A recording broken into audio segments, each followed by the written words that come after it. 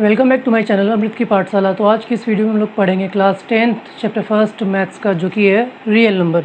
तो आज की इस वीडियो में हम सबसे पहले तो जानेंगे कि रियल नंबर में क्या क्या पार्ट है, कुछ डिफाइंस पढ़ेंगे, उसके बाद चैप्टर की शुरुआत करेंगे। तो सबसे पहले हम लोग पढ़ते हैं रियल नंबर के बारे में।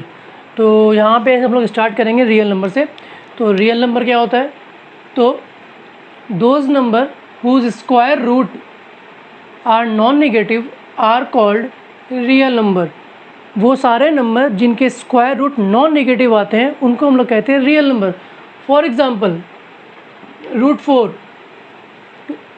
वैल्यू टू आएगा 2, मतलब 4 का स्क्वायर √2, √5, √8, √7। तो जितने भी नंबर जिनके स्क्वायर रूट नॉन नेगेटिव आते हैं, अगर गलती से भी नेगेटिव, अगर ये -5 है, √-5 है, तो ये क्या है? इमेजनरी नंबर, जिसको हम लोग कॉम्प्लेक्स नंबर भी बोलते हैं। ये आयोटा के फॉर्म में रिप्रेजेंट किया जाता है। तो वो सारे नंबर जिनके स्क्वायर रूट नॉन नेगेटिव आए वो सब क्या है? रियल नंबर होते हैं। √4, √5, √7, √10 सारे नंबर क्या है? रियल नंबर है। इसके बाद आते हैं सेकंड पे, क्या है? Natural number. तो वो सारे counting number, all counting number starting from 1 are called natural number. तो काउंटिंग नंबर जब हम लोग 1 से स्टार्ट करते हैं तो उनको बोलते हैं हम नेचुरल नंबर। 1 2 3 4 ये नेचुरल नंबर हो गया। होल नंबर क्या है? तो all counting number starting 0 are called whole number. अगर काउंटिंग नंबर को हम 0 से स्टार्ट कर रहे हैं, अगर 1 से कर रहे हैं तो वो नेचुरल नंबर है, लेकिन अगर 0 से स्टार्ट कर रहे हैं तो वो क्या है? वो होल नंबर कहलाता है। तो ये क्या हो गया? 0 1 2 3 4 में क्या हो गया? होल नंबर हो गया। 1 2 3 4 5 क्या हो गया? वो नेचुरल नंबर हो गया। नेक्स्ट आता है इंटीजर।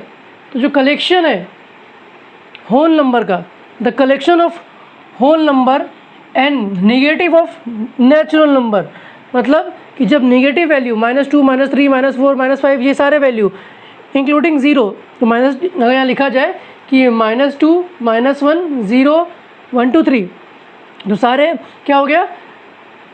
होल नंबर 0 1 2 3 और नेगेटिव नेचुरल नंबर -3, -2, -1, -4 ये सारे।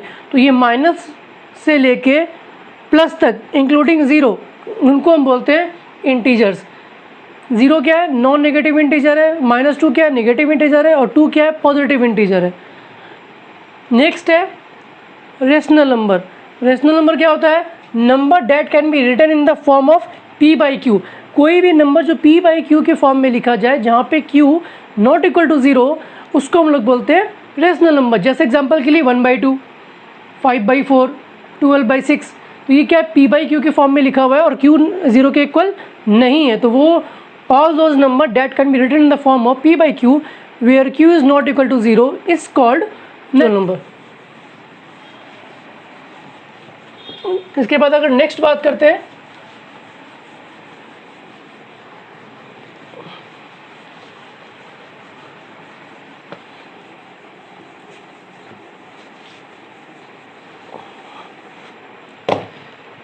नेक्स्ट आता है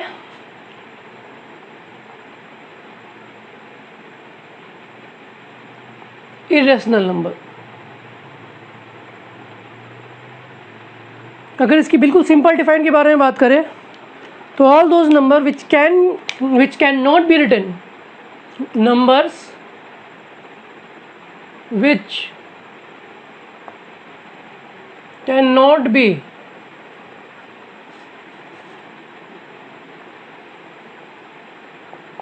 written in the form of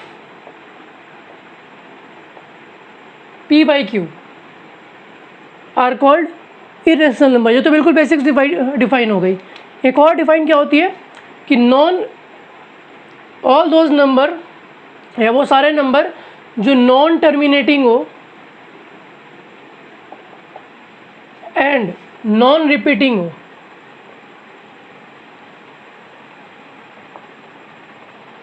तो numbers that are not non-terminating and non-repeating are also called irrational number. For example, value of pi. Value of pi.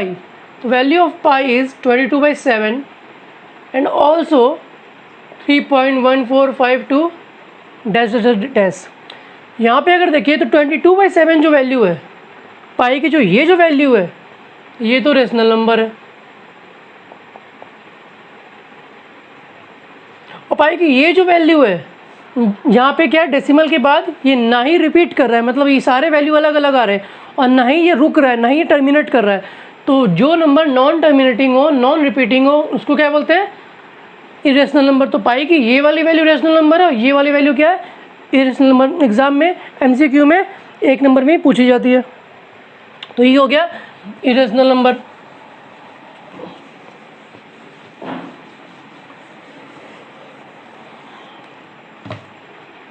Next बात करते हैं composite number.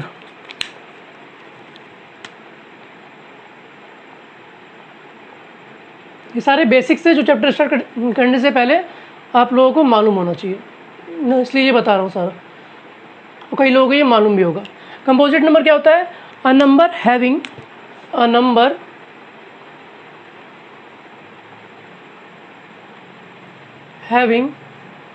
more than 2 factors, are called composite number.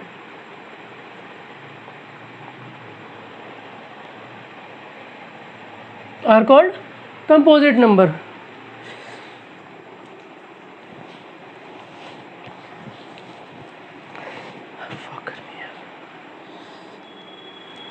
तो a number having more than 2 factor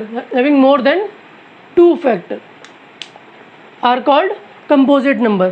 and अब यहाँ से question उठता है कि फैक्टर क्या है। तो 2 टर्म आता है, एक होता है फैक्टर और एक होता है मल्टीपल्स। एक होता है फैक्टर और एक होता है मल्टीपल्स। तो आज की वीडियो में हम लोग सारे जो बेसिक टर्म जो हमको चैप्टर में आगे पढ़ने हैं, आज हम लोग वो सारा क्लियर कर लेंगे। तो यहाँ पे क्या है, कंपोजिट नंबर और number having more than 2 factors are called composite number. For example 4, 6, 8। अब ये जो नंबर है 4, इसका फैक्टर क्या है, 1 है, 2 है, 4 है। फैक्टर मतलब एक ऐसा नंबर जो दिए गए नंबर को डिवाइड कर दे। A number which divides a given number is called a factor. तो 4 को कौन डिवाइड करता है, 1 भी करता है, 2 भी करता है और 4 भी करता है। तो 1 to 4 क्या हो गए, ये 4 के फैक्टर हो गए। अगर 6 की फैक्टर की बात करें तो 1, 2 and 3 and 6, तो ये क्या है, 6 के फैक्टर हो गए। अगर बात करें 8 के फैक्टर के बारे में तो 1, 2, 4 and 8। तो factors a number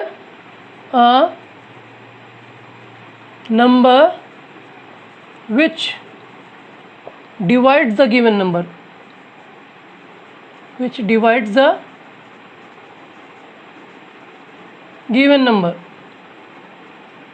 is called a factor. And what is a multiple? तो a number which gets multiple is a number which gets divided by a given number.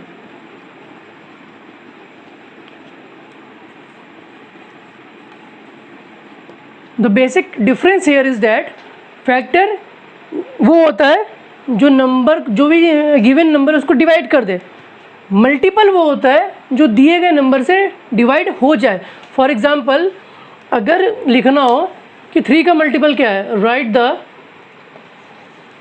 अगर लिखना हो कि राइट द मल्टीपल्स ऑफ 3, तो ये क्या होगा, वो सारे नंबर जो 3 से डिवाइड होते हैं वो क्या हो जाएंगे, 3 के मल्टीपल। For example 3, 6, 9, 12, 15। तो ये सारे क्या है, ये सारे 3 के मल्टीपल्स हैं। ठीक है, तो क्लियर है। फैक्टर क्या है, जो दिए गए नंबर को डिवाइड कर दे। मल्टीपल्स क्या है, जो दिए गए नंबर से डिवाइड हो जाए। उसके बाद क्या है, composite number, a number having more than 2 factors are called composite number. Example 4, 6, 8 etcetera etcetera. Next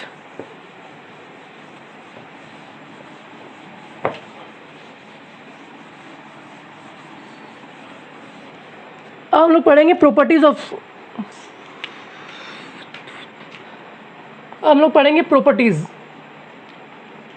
of real number. कि रियल नंबर के प्रॉपर्टीज़ क्या है, सारा बेसिक्स है जो कि मुझे पहले बताना ज़रूरी है ताकि आगे चैप्टर में ये क्लियर हो जाए।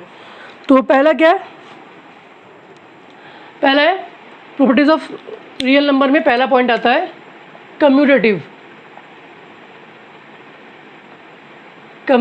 प्रॉपर्टी।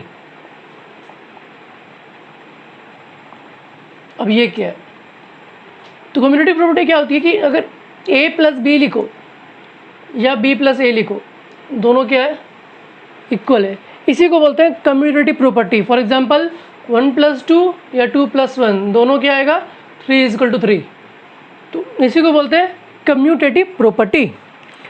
सेकंड की अगर बात करें तो सेकंड होती है एसोसिएटिव प्रॉपर्टी।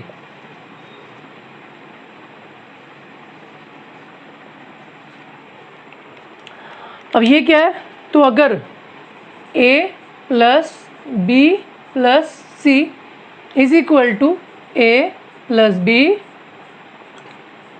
प्लस सी, मतलब कि a प्लस होल में b प्लस सी करो या a प्लस बी होल में प्लस सी कर दो, या for example 1 plus 2 plus 3 is equal to 1 plus 2 plus 3, a plus whole में b plus C is equal to a plus B whole plus C. यहाँ पे क्या होगा, 1 प्लस 2 प्लस 3, ये आएगा 6, ये भी कितना आएगा 6। तो ये क्या है, एसोसिएटिव प्रॉपर्टी बोलते हैं इस वाले को। थर्ड है डिस्ट्रीब्यूटिव प्रॉपर्टी। थर्ड है डिस्ट्रीब्यूटिव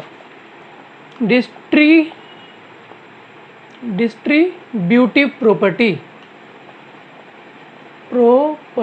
अब ये क्या है, ये अगर a into B plus C is equal to होता है a into B plus a into C, इसको बोलते हैं डिस्ट्रीब्यूटिव प्रॉपर्टी। तो ये था रियल नंबर के चैप्टर के इंट्रो में सारे डिफाइन जो आपको मालूम होना चाहिए सब कुछ। अब करेंगे चैप्टर की शुरुआत, यहाँ से चैप्टर स्टार्ट है। ये भी सब सिर्फ चैप्टर के बारे में इंट्रो था, जितने भी टाइप के नंबर होते हैं, जितनी प्रॉपर्टी होते हैं। अब हम लोग करेंगे चैप्टर का शुरुआत। तो जो भी लोग देख रहे हैं प्लीज़ लाइक कर दें, सब्सक्राइब कर दें और शेयर करें इस वीडियो को ज़्यादा से ज़्यादा। अब अगर हम लोग चैप्टर की कर रहे हैं शुरुआत, जो कि है रियल नंबर। तो सबसे पहले इस चैप्टर में एक वर्ड आता है लेमा। अब ये लेमा क्या है, तो लेमा की डिफाइन ये है,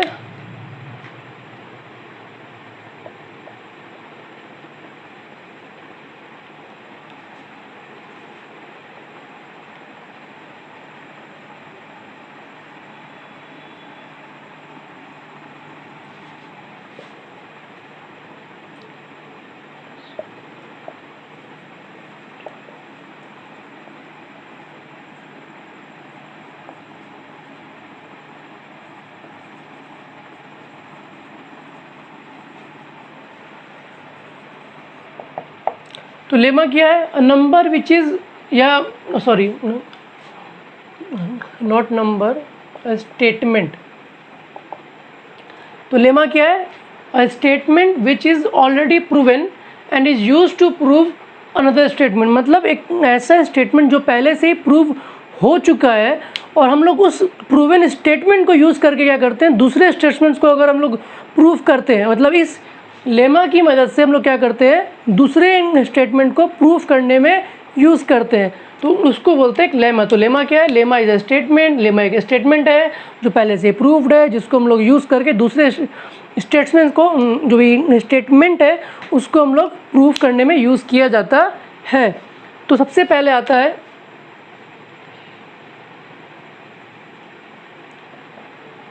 यूक्लिड्स डिवीज़न लेमा। अब ये क्या है,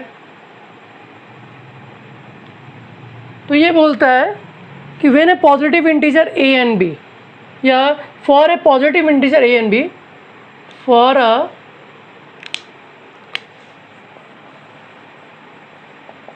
positive integer a and b, there exist a unique whole number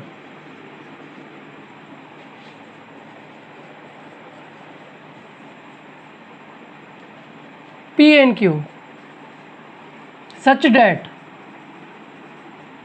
ये क्या है, ये है इसका statement, A is equal to B Q plus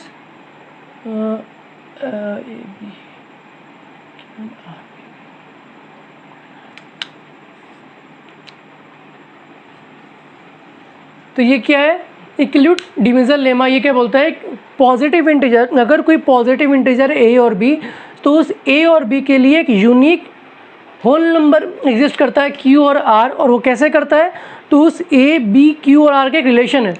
इसी रिलेशन, जो ये रिलेशन है A is equal to B Q plus R, इसी को हम लोग बोलते हैं इक्लूड डिवीज़न लेमा। जहाँ पे हम लोगों ने क्लास 8 में पढ़ा होगा या 7 में पढ़ा होगा कि ये वाला जो हम लोग पढ़ चुके हैं पहले से ही, dividend is equal to divisor into quotient plus reminder.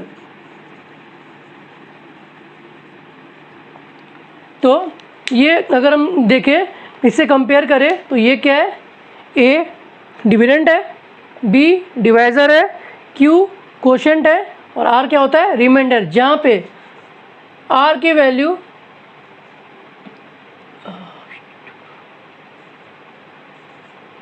जहाँ पे ये कंडीशन बहुत ज़रूरी है कि आर की वैल्यू जो है वो बी से हमेशा छोटी या बराबर होगी और 0 से बड़ी। इसका क्या मतलब है, तो इसका मतलब ये हुआ कि जो रिमाइंडर होता है, किसी भी नंबर को डिवाइड कर रहे हैं, अगर सपोज करो 5 को डिवाइड किया जा रहा है 2 से,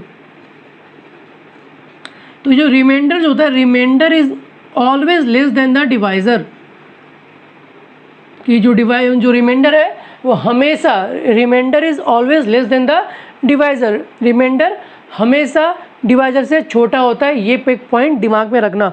तो ये क्या है, ये है इक्लूड का डिवीजन लेमा। तो हम लोग क्या लिखते हैं, A is equal to B Q plus R, जहाँ पे आर क्या है, जो डिवाइजर उससे हमेशा छोटा होगा या बराबर होगा, और 0 से हमेशा बड़ा करते हैं। नेक्स्ट एक क्वेश्चन लेते हैं। तो ये था लेमा, ये था इक्लूड डिवीजन लेमा। तो फर्स्ट जो एक्सरसाइज है क्लास 10th मैथ्स, जो चैप्टर फर्स्ट है रियल फर्स्ट ए में, हम सारे जो क्वेश्चन है वो इसी के बेसिस पे सॉल्व करने हैं। तो अगर एक सिंपल सा एक क्वेश्चन ले, बिल्कुल बेसिक क्वेश्चन,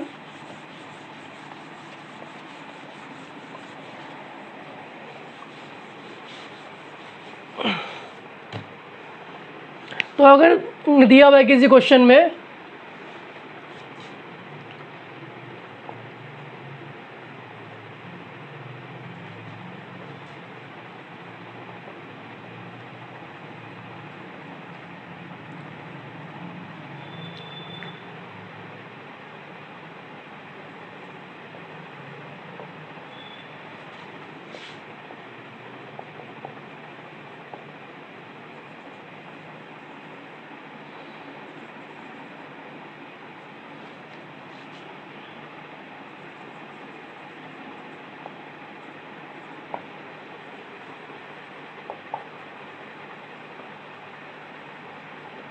क्वेश्चन क्या है कि number when divided by 20 gives question 31 and remainder 6, find the number. मतलब जब एक नंबर को हम लोग डिवाइड करते हैं 20 से, तो एक क्वेश्चन मिलता है 31, रिमाइंडर मिलता है 6। तो बोलता है कि वो नंबर क्या है। तो हम लोगों ने सिंपल से पढ़ा है कि dividend is equal to divisor into quotient plus reminder.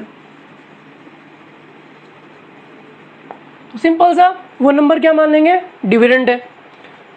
Divisor क्या दिया हुआ है 20, क्वोशेंट क्या दिया हुआ है 31, और रिमाइंडर कितना है 6। तो ये कितना हो जाएगा 620 प्लस 6, ये कितना हो जाएगा 626 आंसर। तो डिविडेंड कितना होगा 626।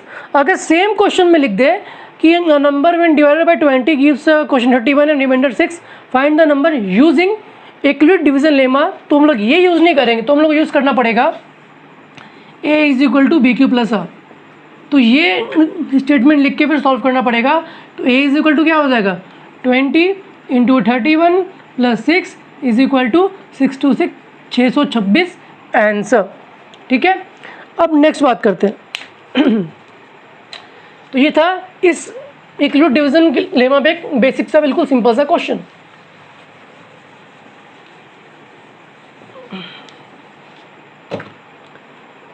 अब नेक्स्ट क्या है, अब है इक्लूड का डिवीजन एल्गोरिदम।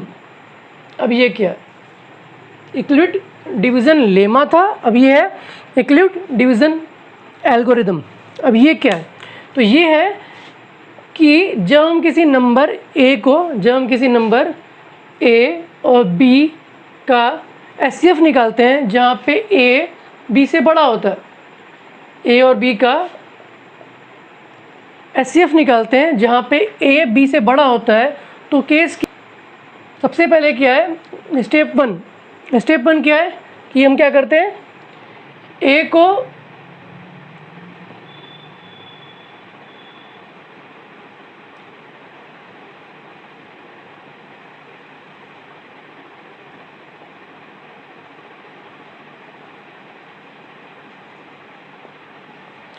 तो यहाँ पे क्या है कि फर्स्ट स्टेप क्या है कि हम लोग डिवाइड करते हैं इस ए को बी से, ठीक है। जब हम इस ए को बी से डिवाइड किए तो क्या मिलेगा, रिमाइंडर मिलेगा। रिमाइंडर 0 भी हो सकता है, रिमाइंडर 0 के अलावा 1 2 3 कुछ भी हो सकता है। अब स्टेप 2 क्या है, पहला स्टेप में क्या किया, डिवाइड किया तो कुछ रिमाइंडर मिला। सेकेंड स्टेप में क्या है, इफ़ यहाँ पे रिमाइंडर 0 आया तो इस ए और बी का जो एचसीएफ होगा, वो क्या हो जाएगा, देन एचसीएफ इज बी। अगर ए और बी को डिवाइड करने पे फर्स्ट स्टेप में रिमाइंडर 0 आ गया तो ए बी का एचसीएफ क्या हो गया, बी हो गया। अगर इफ आर 0 के इक्वल नहीं आया तो हम लोग क्या करेंगे, फिर से ए को बी से डिवाइड करेंगे। For example